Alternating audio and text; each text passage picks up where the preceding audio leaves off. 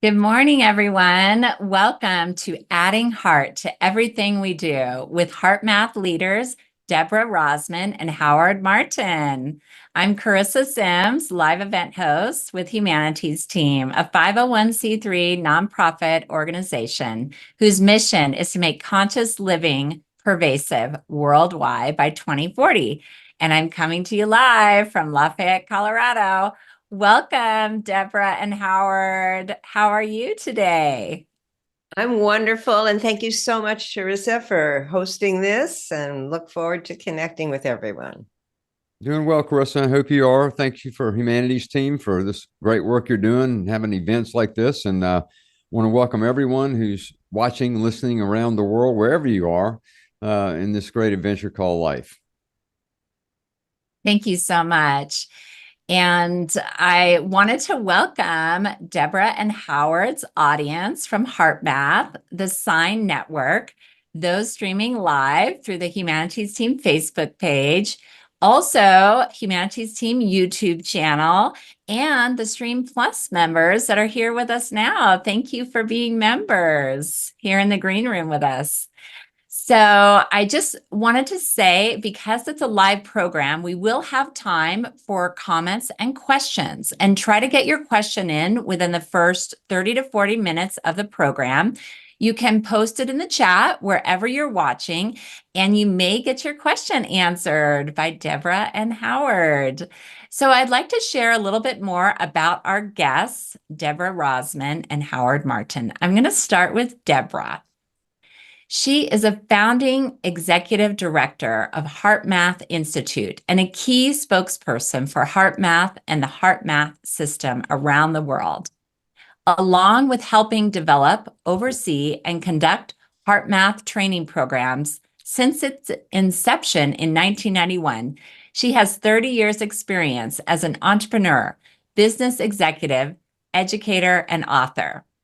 Dr. Rozman has written numerous books, including the award-winning Meditating with Children and co-authoring with Doc Childre, the Transforming series, Transforming Anger, Transforming Stress, Transforming Anxiety, and Transforming Depression.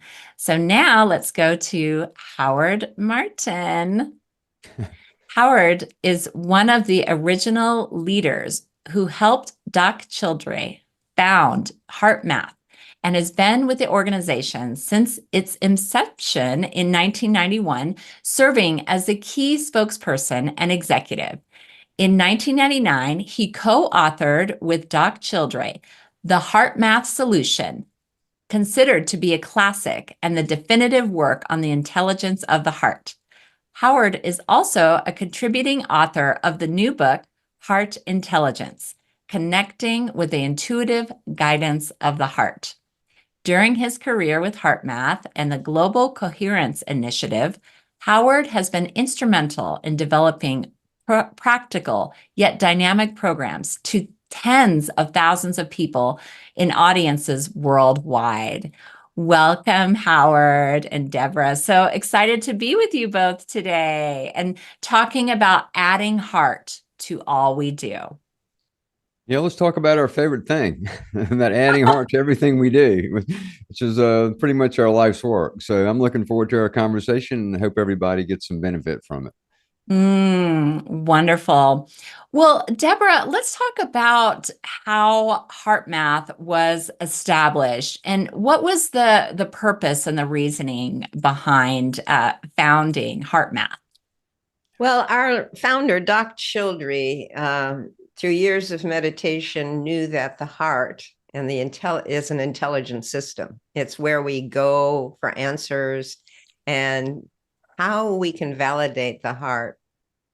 He wanted to start a research lab to look at the correlation between the physical heart, the spiritual or energetic heart, the brain, the mind. How does it all work together in our human operating system? And to create a simple user-friendly system, which is what we call HeartMath, that didn't need to be based upon any belief system or religion or culture, but could be based upon the understanding of the physiology and how it works, where we could quickly access more of our true self, who we really are, and create a simple user-friendly system that anybody could use, from a taxi cab driver to a long-term meditator, to really accelerate their lift in consciousness. And it really has to do with the heart. The research validated that. And then we developed all sorts of techniques and tools and technologies for people to get more heart coherent, which we can describe. But that activates higher centers of the brain, higher levels of perception, lifts our vibration. So why it's important to add heart to everything we do is to have more access to that higher potential. Oh, that's so exciting that we're going to be learning how to do that today. And Howard, could you talk about the research? When did HeartMath start conducting research? And yeah. We started research in the early 1990s, not long after the formation of HeartMath. It was realized that what we were attempting to do was to introduce really a true heart-based system into what is often a relatively heartless world.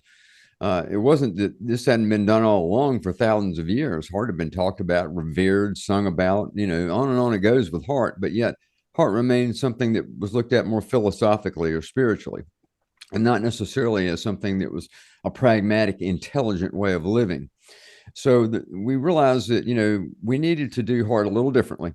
And we needed to build a bridge between that wonderful philosophical and spiritual understanding of heart and the daily living piece. We chose science to be the bridge. And the reason we chose science is because the science provides credibility. When something is proven through empirical science to be true, what that does is allows people to believe more. It increases the power of belief.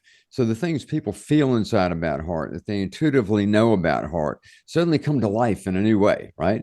Because science is now supporting that. Science is saying, science is showing. So in the early days of HeartMath, we were looking at heart-brain-body communication. There had been research scattered throughout the research literature about this, but it hadn't been put together in a coherent story. Our scientists, and in conjunction with other scientists, began to research and look at the physical heart. We could have started big with the wide, heart, but we decided ground up was the best way to go, right? Looking at the physical heart and seeing what it was doing besides simply pumping blood.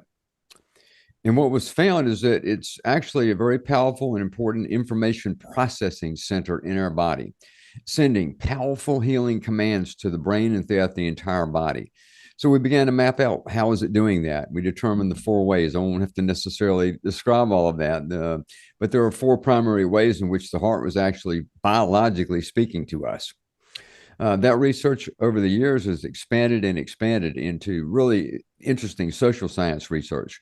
For example, showing what happens in school systems or in hospitals or in companies when people are practicing more heart-based techniques. What goes on socially? How does that improve things like their health, their well-being, desire to leave the job? Real mainstream kind of understandings about how heart plays itself out or can play itself out in a very pragmatic world. Today, the research has expanded even more and more into the generic definition would be the energetic connectivity between all living systems. The unseen but very important connections that are bonding us all together, all life on this planet and beyond. And our scientists today are looking at that through a variety of ways, a variety of lenses. The purpose of that research, I think, when I look at the essence of it, would be to show us that we're all in this together, that we're all connected, that all things are connected, that, we're not as separate as we think or thought. And at the core of that understanding and the core of that connection, that bonding between all living systems is heart. It goes right back to the very beginning. So the science, to answer your question, the long answer, was started very early on to build that bridge between spirituality and practicality. And it began with the physical heart and has expanded greatly into looking at, at things from a very wide angle view. Yeah, thank you for that. Wonderful. And Deborah, which study do you feel has given you the greatest insight into the benefits of heart-centered living? I would say actually there's 3 studies, and I'll briefly describe them. The first was published in the American Journal of Cardiology. It's the first time a critical link between our feelings and our emotions and our physical heart was established by looking at the heart rhythm pattern, the heart rate variability pattern over time, the beat to beat changes in heart rate. And what we found there, which has become an iconic graph for HeartMath, people have probably seen it, is when we're feeling stressed, frustrated, impatient, angry, annoyed, anxious, all of the stressful feelings. Our HRV pattern, not the amount of HRV, but the pattern over time, gets very jagged and irregular. The more we feel a stressful emotion, the more jagged it looks, like a mirror of our emotional state. And when we're feeling the qualities of the heart-based emotions of love, care, kindness, compassion, all of those uplifting, positive emotional experiences, that HRV pattern gets to be very smooth, like rolling hills. And that's called a coherent waveform, heart coherence. And that waveform signals a different information pattern to the brain, connecting us more to our larger self. That's why love is so powerful. So that's the first study. The second study is showing that That is powerful. yes, the heart has a magnetic field. So whatever we're feeling is radiating to others outside of the body. It can be measured. It's a strong magnetic field, stronger than what the brain's field is, can be measured an inch away. And that's how we pick up on each other's vibes, pick up on each other's stress waves, pick up on each other's love and upliftment. That's really important. And the third study, just briefly, is showing the non-local effect, that our heart somehow is connected to a field of information beyond time and space where we can pick up intuitive information, intuitive understandings that come to the heart, then to the brain, the heart signals the brain, and then to the gut or the body. So I think those 3 studies are phenomenal. That was so succinct. I really appreciate that. And also inspiring. I know before we came on live, we all did an exercise. So Howard walked us through an exercise where we got into our hearts and we sent appreciation to everyone. And it really felt grounded also. I felt love for everyone. And then I also felt more present. So can it have that effect as well? Absolutely. I mean, that is the power of love. When we get into the mind and the scatter, we all have to use our minds all day. But that's why adding love, adding heart, adding a quality of the heart, a spectrum of love, whether it's appreciation or kindness, to our experience, to what we bring to our interactions, our decisions, is transformative. And it's been said throughout history that love is what people need, but the mind has taken over.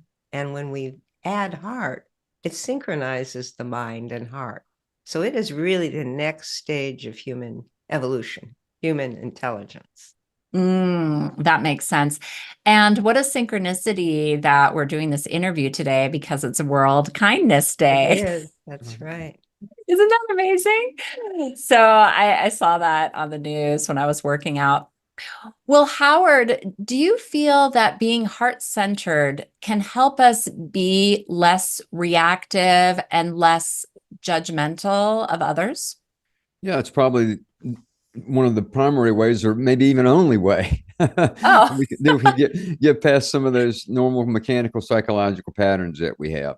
You mentioned Global Kindness Day. Okay, so what's a practical understanding of adding more heart to everything we do? Well, being a little kinder to people would be one. Just being a little kinder, showing a little more respect, a little more honoring them, showing a little more dignity in our interactions. That helps with the reactivity. Judgments, for example, are ubiquitous. If there's one thing human beings are really good at, it's learning how to judge. And that's part of the separation that's created in normal consciousness, to where everybody is separate, everything is separate, anything that's outside of our own boundaries of what we think is acceptable is judged, right? Well, the more we are connected to the heart's intelligence, we see that that's not really true. And there's a naturalness, Charissa, that comes up about openness to accepting, for example.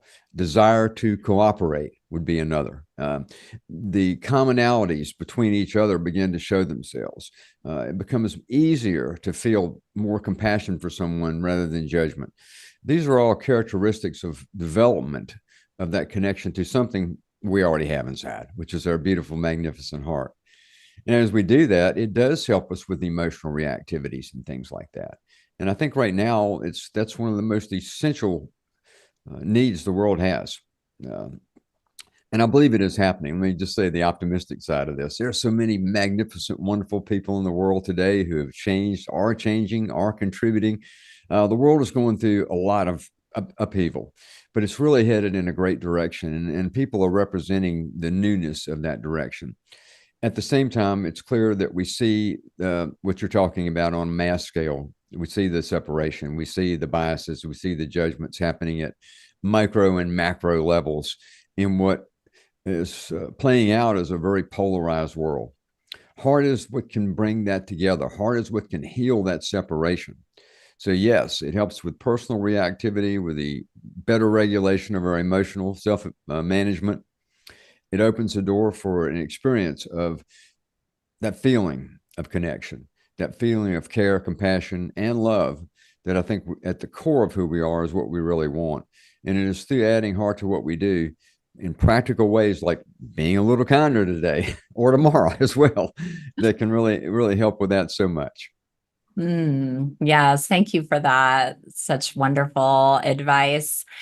Considering everything that has happened and transpired in the past few weeks, I think it's more important than ever to stay in our hearts. It is. I would love to play our clip from Humanities Team Stream Plus HeartMath's Add Heart Facilitator program. Can we play that first clip?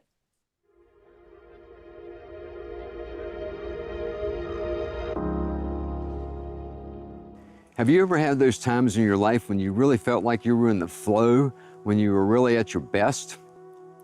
Perhaps you can remember times when your mind was not so busy trying to figure everything out and you really felt more connected to the people you were with, the environment you were in, and to life itself. We've had these heart-related experiences at times, and as you will learn, you can recreate them more consistently. Now, if that ability were to be cultivated in many people, think about what it could do for society. We know from conducting 25 years of scientific research and training many thousands of people that important outcomes have been achieved by people simply adding more heart to what they do. Health professionals, for example, doctors, nurses, counselors, psychologists, therapists have seen big improvements in patient outcomes by adding heart to using HeartMath techniques and technology.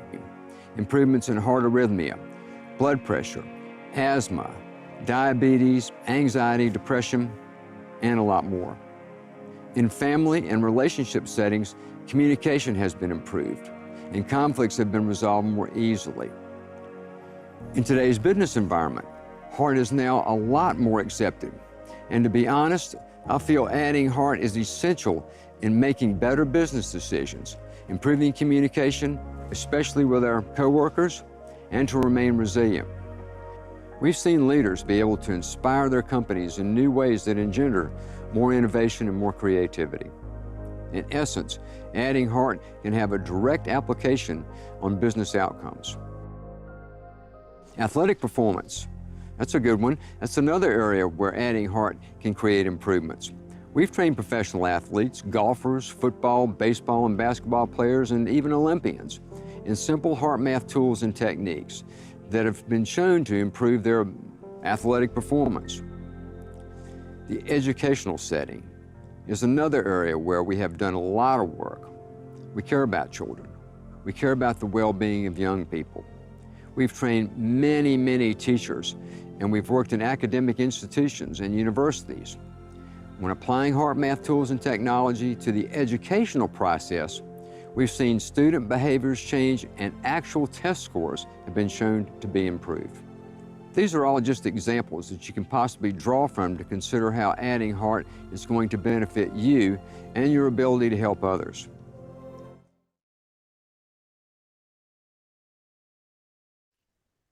It is so incredible, the breadth of research with institution and education and Olympic athletes. It's impressive, the depth that you guys have gone to across all industries. Right. Carissa, if I may, it's interesting for me to watch that. I enjoy it. That's a program we created a few years back called the Add Heart Facilitator program.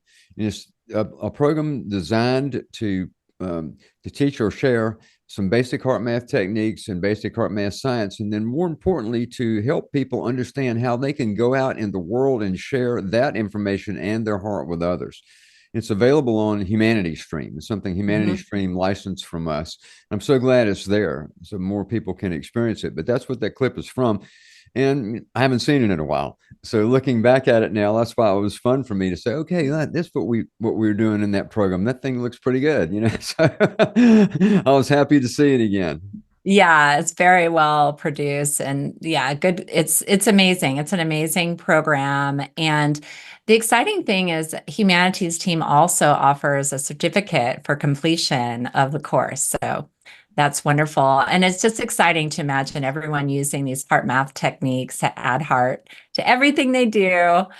And Deborah, how do negative feelings and emotions keep us in a limited view of thinking?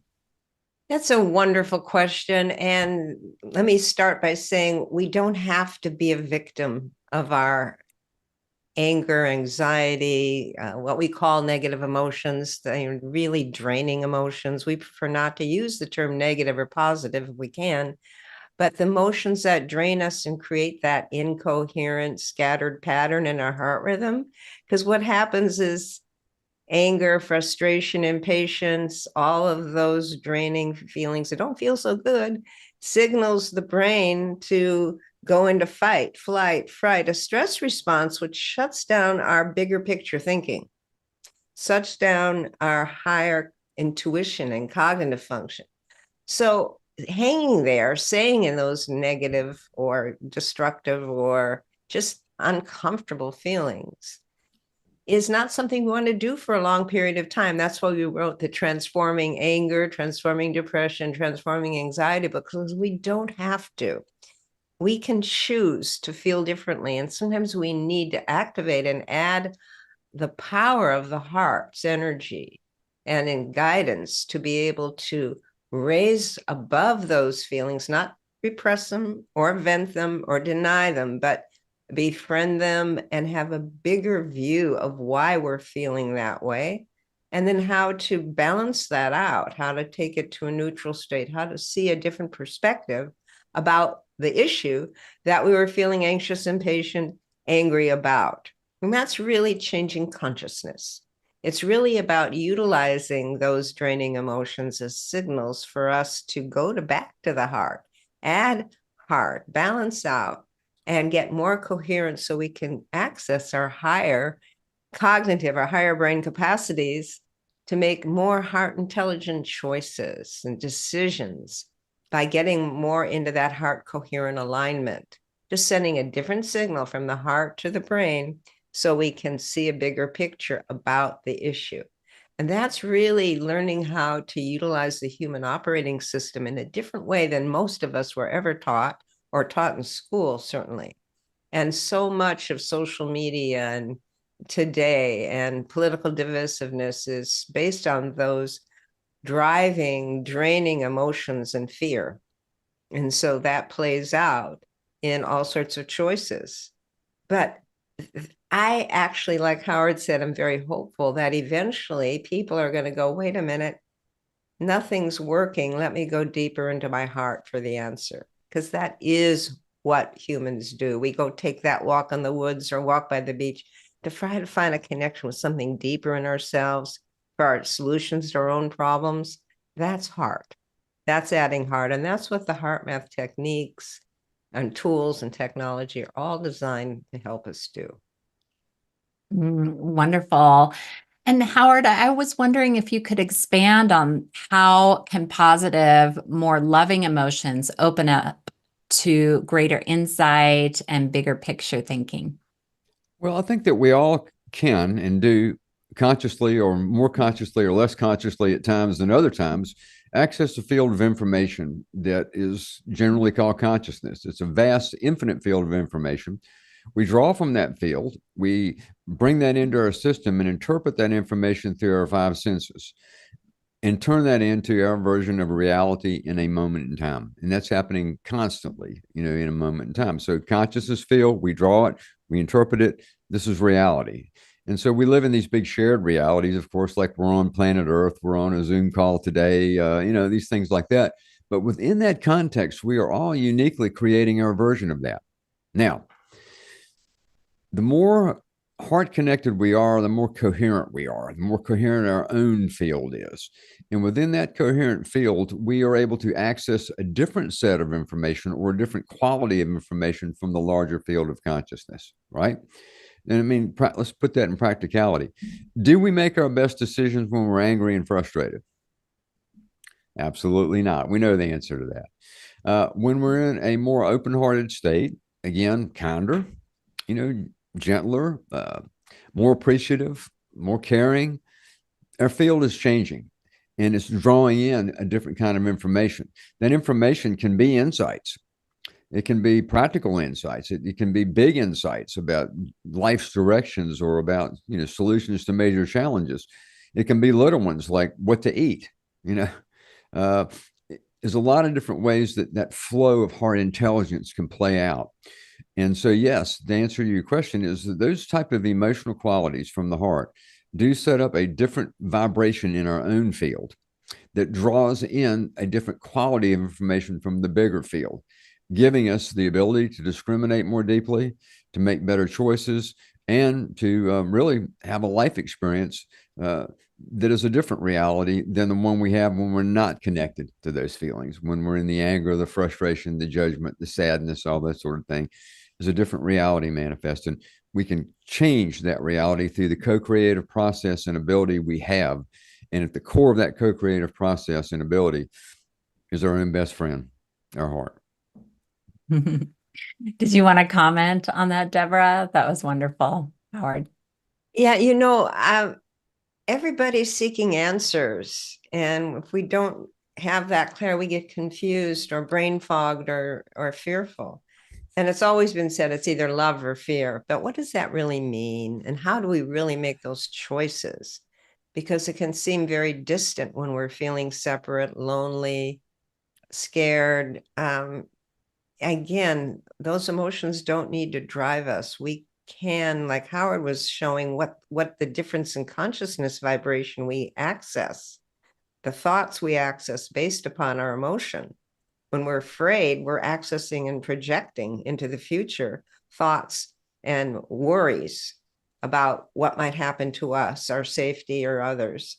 When we shift into a heart rhythm coherent state, it gives us a leg up. It powers up our heart brain synchronization so that it's a self-empowerment tool. We can now go, wait a minute, I see another option. I see another choice. But that requires us stepping into the choice to add a little heart, add a little forgiveness or compassion to what we've been judging in ourselves or others, add a little care and extend our hearts a little bit to somebody or something.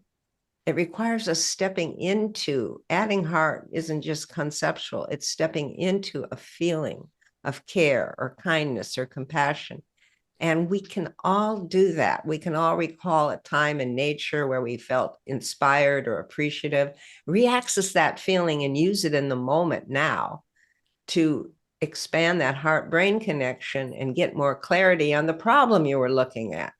These are some of the key tenets and underlying principles of the HeartMath techniques that we validated, as you said, in so many aspects of society. It gives us more intelligence, bigger picture thinking in the moment, and more options for us then to go, oh, I see, this feels right.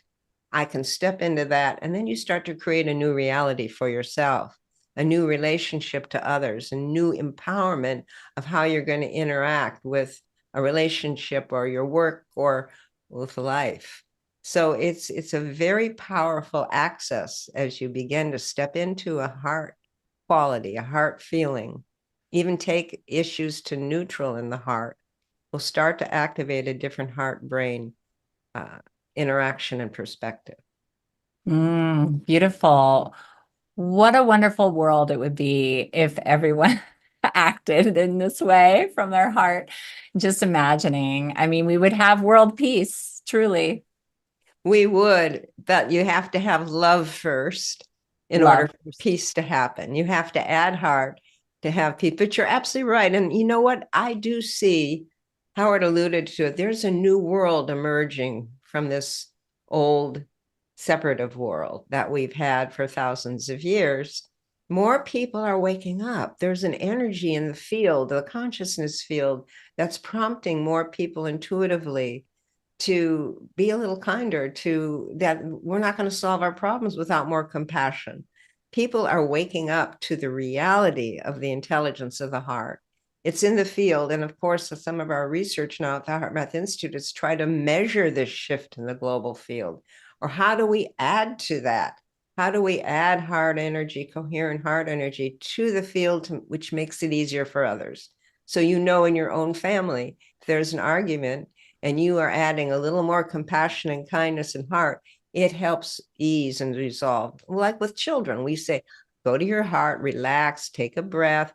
Now let's talk calmly. We naturally know the heart is a dissolver of separation and hurt. It heals.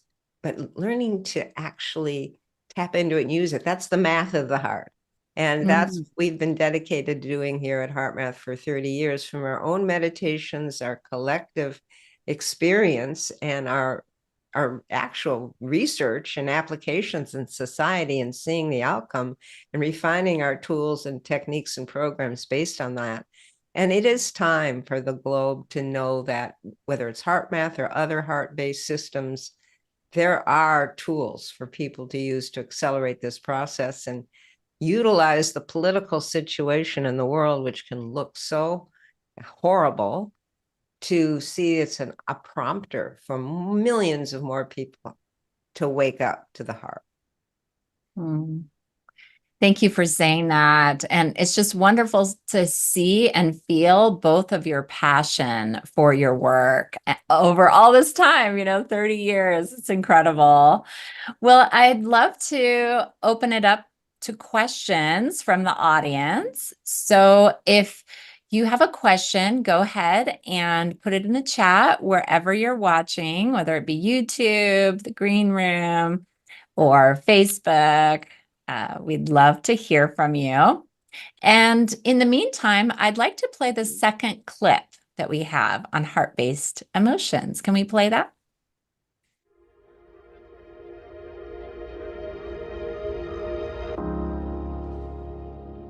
It's important to learn to make emotional choices that are really going to be the most helpful to us. Emotions have measurable effects on our biochemistry. Many years ago, we did a study here at HeartMath looking at an important immune system marker called salivary IgA, which is the body's first line of defense against any kind of invading pathogen. In this study, the participants were asked to remember a time when they felt angry and re-experience that feeling for 5 minutes. After they did that, we saw an immediate spike in this immune system marker in the group data. But here's what happened next. An hour later, it had dropped to 100% below the starting point and remained suppressed for 6 hours. That's from feeling 5 minutes of anger. A week later, the same test subjects were brought back. This time, we asked them to feel 5 minutes of care. What happened then was the immune system marker again increased dramatically. And then right after, it went back to the baseline about an hour later. But what happened next was interesting. Steadily increased for the next 5 hours. This study prompts an important question to ask ourselves. During the course of a day, a week, a month, or a year, How much time do we spend feeling feelings like frustration, anger, and irritation versus feelings and emotions like care, compassion, kindness, and appreciation? An important part of adding heart is the recognition that the heart is so expansive. There's so much to it. There's a lot of wonderful regenerative values and feelings associated with the heart. Appreciation, love, care, compassion, courage, peace, the feeling of composure, patience, joy, harmony, and many more. All of these are very regenerative heart-based qualities. An interesting exercise for you to do would be to consider what positive emotions you experience regularly or you see in others that would be representative of the qualities of the heart.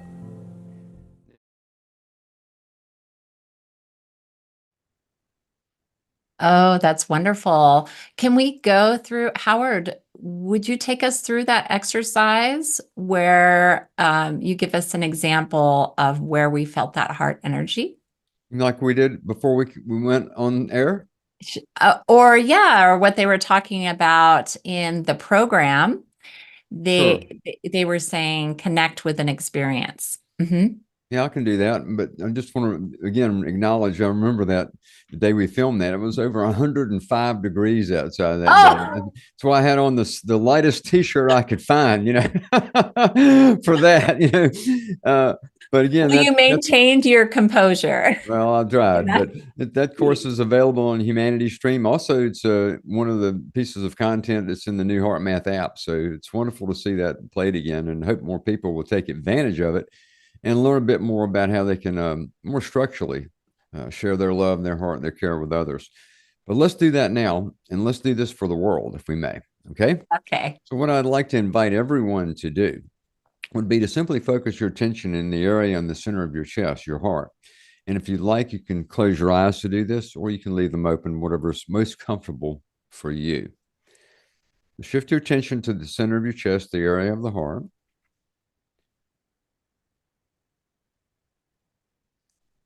And now I'd like you to breathe naturally and normally in a rhythm that's comfortable for you, maybe a little deeper than usual.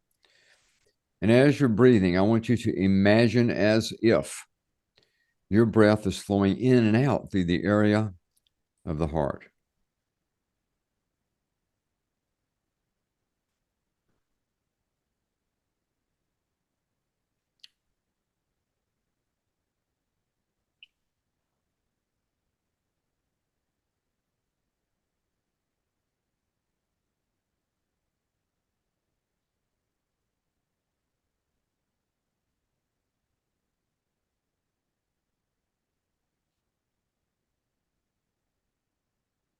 Now continue to breathe this way, imagining your breath is flowing in and out through the area of the heart. And now I'd like you to activate a regenerative, uplifting emotion. It could be appreciation for the good things in your life, appreciation for our time together right now, for example. It could be something like just the love and care you have for someone or something in your life. It could be a person, could be a place, could be a pet. Just experience a little of that love and care that you have for someone or something in your life. And just feel that feeling in a soft, gentle way as you continue to breathe in and out through the area in the center of your chest.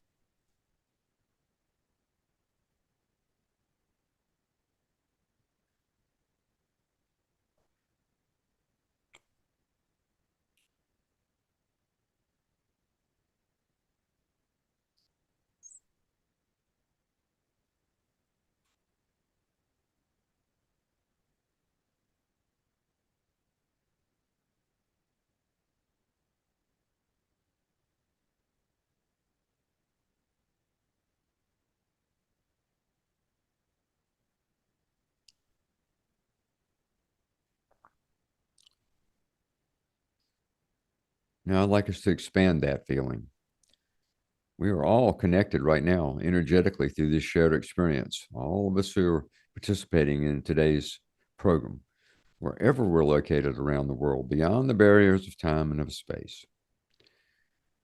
I'd like to invite us to use this moment in time as a service to humanity and to the world, and to gently radiate a feeling of compassion Compassion for all the people who are facing hardships today.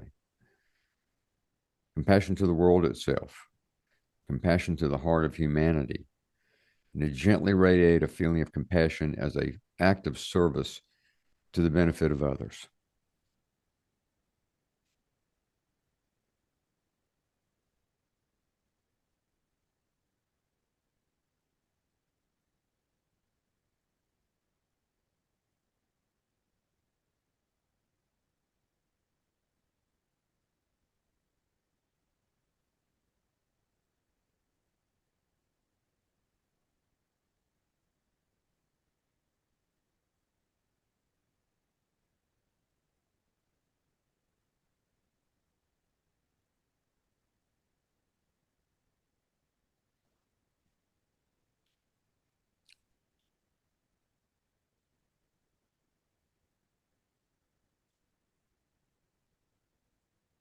Okay, thank you all very much.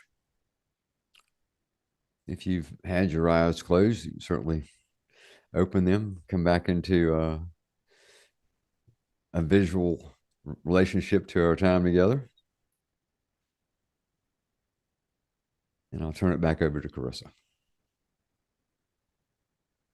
Thank you for that, Howard. That was a beautiful experience. And I love how you said before that it's for the world, and that we have that power to send our energy out to the world. So, Deborah, just going back to the clip that we played on heart-based emotions, how do we know when our emotions are not heart-based? Well, several ways, obviously. One, we can feel it, anger, anxiety, worry. We feel those feelings unless we've suppressed them or gone numb, which we have for a lot of people. And a lot of people are brought up to shut out feelings and just stay stuck in their mind. So it's becoming conscious and asking yourself, what am I feeling? And so that's partly it. And also, HeartMath actually created a technology called the Inner Balance Coherence Plus sensor. And you can actually then see what your heart rate variability, heart rhythm pattern is doing. So sometimes it's incoherent, it's jagged and irregular, and you go, why is that? And oh, it's actually because I have an underlying worry about someone or something. And that gives you more intelligence to say, okay, let me now practice, for example, our quick coherence technique, our attitude breathing technique, and watch that heart rate variability, heart rhythm pattern change right before your eyes into a coherent sine wave. Heart signals the brain something else, and you suddenly feel uplifted or calmer or loving. It opens the heart. So sometimes we need help. And having technology help us open our heart in that way where we're empowering ourselves. It's not doing anything to us. It's just showing us and giving us techniques to change the heart-brain body communication. So that's another way. And another way is often we get feedback from life, from our friends, from our animals. When we're stressed, they run away. When we're loving, they come closer. I just saw your cat's tail wagging in the background as we finish that heart lock-in. Isn't that funny? Just learning the feedback from life, whether it's from technology, from another person, from situations, or from our own self-awareness. Wonderful. And I love how you talked about some of the HeartMath technology. Howard, do we need the HeartMath technology to be able to connect with our heart's energy? No, we do not. It's an assistive technology that can certainly help with that. I'll give you a great analogy. Do we need a GPS in our car to figure out where to go? The answer to that is no. We've gotten places plenty of times without one, certainly before they were invented. Same is true with heart. It's not dependent upon technology. The technology that we developed was to help people to find it and to give them a sense of empirical understanding of it. It's a wonderful technology. It's helped millions of people around the world and being used in such a wide variety of really wonderful applications. but it's not a necessity. To make that simpler, we did actually, with the new HeartMath app, use a new technology to where you don't even have to have the ear sensor that Debbie was mentioning, Coherence Plus. The ear sensor is a great way to use the app, but you can actually measure changes in your heart rhythms by using the camera on the back of your phone. It picks up your pulse through a light shining through your finger, reliably converts that into heart rate variability data, and then scores that data for the degree of order and coherence that's in your heart rhythms. It's a great tool that can help us identify those inner states where we know we're most productive. But you don't have to have it, just like we don't have to have a GPS. There's plenty of ways to get to your heart without technology, and that's what's most important. Oh, that's wonderful. That's really loving of any way we can get connected to our heart. Definitely. It works. And I just wanted to mention that if you're interested in the HeartMath app, it's in the Google Play Store, Apple App Store, and you can visit heartmath.com for more information. And we also put that in the chat. Mhm. So, Deborah, how can we live more in the space of our hearts or add heart to all we do? Yeah, I think the key, because we're so conditioned to not, the way we brought up, the way society is, we have to have simple practices. Meditation is one thing, but we can spend a lot of our meditation wandering around in our mind, especially these days with so much stress waves in the air. Have compassion for yourself if it's harder to quiet the mind at times. But activating the heart helps to pull the mind into synchronization with the heart. So it's actually easier to meditate. And a lot of people use the HeartMath app or the sensor, the inner balance, in order before they meditate or at the start of it to create that synchronization and then use their meditation practices. So there's a lot of ways to help yourself add heart. Reminders. I put it in my Outlook. Remember to take 5 minutes right after lunch to get in my heart and radiate heart and compassion and care to the world, or radiate love and appreciation to the people I'm going to be in the next meeting with. Broadcasting love throughout the day, spot checking to see what am I feeling and do I want to shift it to raise my consciousness vibration. Adding heart is meant to be taken to the street day to day, not just in your morning or evening meditations. And as you do that, it actually begins to increase your baseline coherence level. So we've seen in the lab, people actually pre and post in 6 weeks of practicing these HeartMath techniques, say several times during the day or 5 minutes doing a heart coherence, heart meditation, actually increase their natural resting baseline coherence in just 6 weeks. And that changes your perspective on life. You make different choices. So it's really about practice.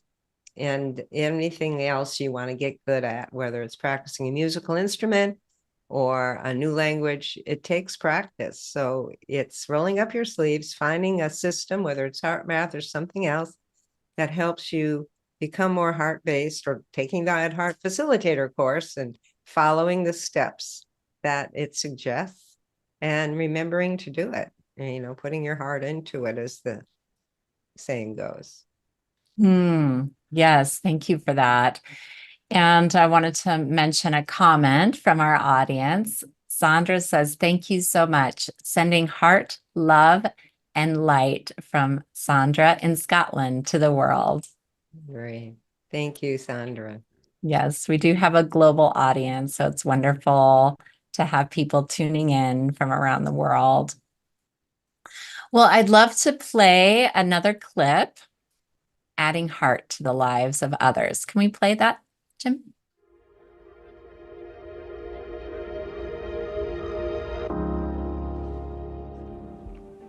Let's talk a little bit about sharing and what that means. There are a couple ways that you can look at sharing. One would be informal and the other formal. Informal sharing is really about you and how you show up in the world day to day. It's those times when you show extra care extra kindness, more compassion, and less judgment. The energetic field environment that you can create in various interactions can often be felt by others. This informal sharing is very powerful.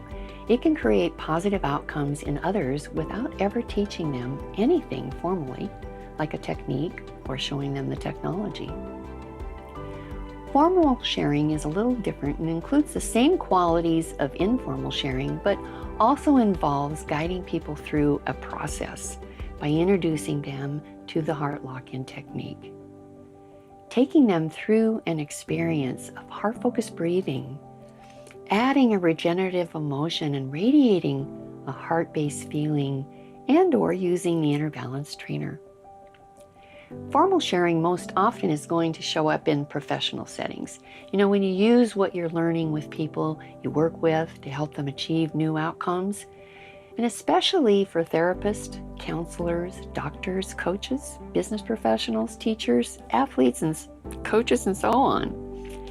As a professional, here's how you may want to look at it. You're going to add something to what you already are doing to increase its value.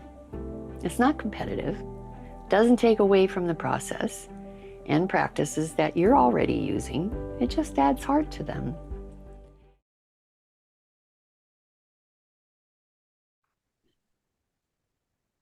Yes, Howard, and talking about that video, how can we encourage others to live from their heart? I think it's through demonstration. You know, I think as we demonstrate those qualities in various interactions, it can really help others to sort of pick up on that. One of the overarching themes of HeartMath's initiatives right now is helping love go viral. You know, that's not going to necessarily happen just through talking about it. It's going to happen through radiating it, through demonstrating it. And I think that's the best thing we can do is, you know, sort of the lead by example situation. But I think, you know, the where I see things like that really playing out is, let's say in a meeting when things began to get a little rattled. Let's say people are not in agreement with one another, and somebody doesn't necessarily say anything, but their reaction to what's going on remains in a certain poised place, right? That can begin to influence that outcome. Or if they get drawn into it, their reactivity is not the same, right? They're demonstrating a little more openness, or they're handling things with more diplomacy than the reactivity. That can change the environment right there. So I think it's in how we live our lives that the contribution gets made.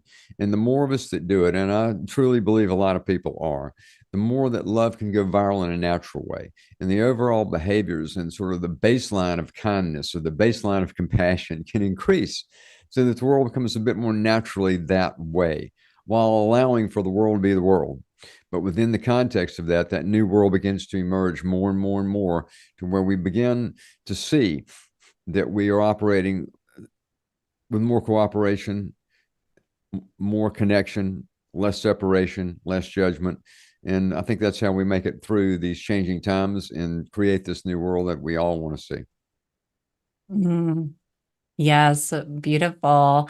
And Deborah, what do you think about that? How can we encourage others to live from their heart? Well, it's always by example, you know, living from our hearts ourselves. That's how parents are samples for children. We are examples for each other in the workplace and how we interact. We want to inspire others. That inspiration comes from care, comes from the heart, increasing our care. And there's ways we can do that, but that puts out a coherent waveform into the field environment. We have a saying at HeartMath, what are you feeding the field? The energetic field we all live in and pick up on each other's vibes or waves. And being more conscious to choose, not suppress or vent. I'm going to keep repeating that, but to be consciously choosing what we're putting into the field, because that does affect each other. That's what the research is showing, that our heart rhythm pattern can show up in the brain waves of somebody standing nearby that's not even touching us. That has profound implications in how we're always all affecting each other. And that's true on social media. It's true what media we consume and how that affects us. It's our time to take more energetic responsibility for our own emotions and attitudes, and the heart gives us the power to do that. It's not just a mind or willpower thing. because that hasn't achieved the goals. Because if the operating system doesn't function that way, it's got to be heart, care, and then the mind serves that. And that's where we come into the enlightenment or the next level of human awakening, human intelligence. So that's why our mission has been to help awaken and activate the heart of humanity. And again, many people are waking up to that. It's in the field, it's in the energetic ethers. And if we tap into it in our meditations and we add to it, that's how we can change society. And it's happening, even if it doesn't look like it. But our responsibility to make those choices, heart-based choices, is where it starts. And maybe it's happening, but the media isn't covering it, not Right. as exciting. And so let it happen in our own worlds and our own experience. Howard, do you have any suggestions to do this in a way that is open and loving, encouraging people to live from their heart? Let's start right now. Start today. Like everybody right now who's with us in this course, think about what you're going to do next. What will be next for you, and how can you add more of your heart to that process? For me, I'm going to end this time. I'm going to probably jump right into answering emails, writing emails back to people, things like that. There's some of it's just straight business, but there can be a tone in that. There can be a subtle injection of more of my heart and more care in there.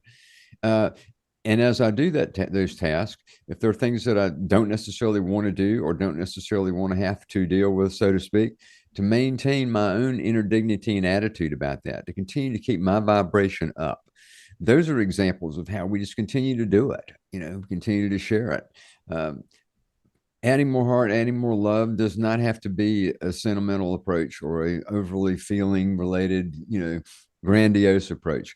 It's how we walk in the world, who we are as human beings, who we are in our highest, best self, allowing for our ups and downs, because we are in this magnificent adventure that is called life. But demonstrate it. Think about what you're going to do next. As we leave our time together in this call, what's the next thing we're going to do? And the next after that. And try to have a bit more continuity. I'm talking to myself now as well as anyone else. A bit more continuity in that. Consistency and continuity in that will lead to an unfoldment of greater fulfillment beyond your imagination. That's inspiring. Humanity's team is founded on the mission of oneness. And Deborah, would you share about global coherence? I feel this aligns with Humanity's team's values and the creation of the Global Coherence Act. Absolutely. Well, on the highest level, we're all one. And that one is learning in these different forms we call our bodies and our minds and our souls. And part of the adventure of life is recognizing that, so that we can, through love and care and heart coherence, facilitate each other to open up the heart to that oneness. And the Global Coherence Initiative is something we started in 2008 at HeartMath to really research our connection, human connection with the Earth's fields, with our oneness with planet Earth, as well as each other, and to create magnetometers that would sense changes in the Earth's field and to see whether we could access that field collectively to help raise consciousness. And we have found some astounding research, which you can find at the heartmath.org website. Click on the research. And that's over 500 papers have been published, and many independent, on heart coherence. And some of the most recent papers on global coherence are showing that people who live near where we have these sensors throughout the planet, Lithuania, New Zealand, South Africa, other places, California, Canada, that there's a synchronization as they are doing heart-based meditations together, what we call heart lock-ins, across the world. And that synchronization lasts. 15 minutes doing that together lasted more than 24 hours. What is the implication of that for global consciousness? So that's what the Global Consciousness, Global Coherence Project is hypothesizing and researching how we're all interconnected. We're connected with the Earth's fields. And the more we can contribute to that consciously, our love and care, our coherence, the more it can help lift the field. So the Global Coherence app, it's free. You can download it again at the App Store or the Google Play Store. And it actually shows a map of where everybody is practicing heart together. And it gives you different ways you can create groups, social groups, to practice increasing your coherence together. And every month we put on a care focus so everybody can do a common heart practice together. So again, personal coherence is what we've been talking about here. Social heart coherence is what we've been actually teaching and facilitating, everything from law enforcement and the Navy. I get off this call, I go right on a call of how HeartMath is helping Navy sailors stay regulated. And Wow, that's amazing. yeah, and then global coherence. What are the implications for society, and how do we accelerate the consciousness shift together? And it all starts with the heart and us adding heart. Yes. Well, our time is up for today. Thank you for that. What a great way to end this program today. And thank you, everyone, for joining us, for adding heart to everything we do. Deborah and Howard's courses, HeartMath, Add Heart Facilitator Program, and the Science of Self-Empowerment, which we didn't talk about, but that's a course they did with Greg Braden and other spiritual luminaries, are available now on the Stream Plus platform. So join Stream Plus now and gain immediate access to this incredible program. You'll get access to Deborah and Howard's course and other incredible spiritual teachers and programs. We're proud to say that Humanity Stream Plus is the largest global streaming platform for consciousness-raising masterclasses and transformational education. And we are a nonprofit and also give back with our 1-for-1 program, sharing our content with those who can't afford the membership. I wanted to thank all of you and thank Steve Farrell, Dee Meyer, and the production team, Jim Gray, Garth Catterall, Andy Gutsky, Karen Weissert, Nanette Kennedy, and the rest of Humanity's team. And Deborah and Howard, it's been such a pleasure to connect with you both today. Thank you for offering all of your heart for our audience. Chris, it's been wonderful to connect with you. And I do want to thank Humanity's team for collectively for the work that you do tirelessly and consistently for so many years to create a more oneness world. We get invited to do these things from time to time, and it's always a pleasure and honor to have that opportunity. So thank you from my heart to yours, all of you at Humanity's team, and to everyone who's been participating in this, listening to this conversation from wherever you are, around this wonderful world. Yes, I would like to thank you too. And just one last piece of advice, given what's happening in the world today: have compassion for yourself in this process and compassion for each other. Take care. Bye, everyone. Bye-bye.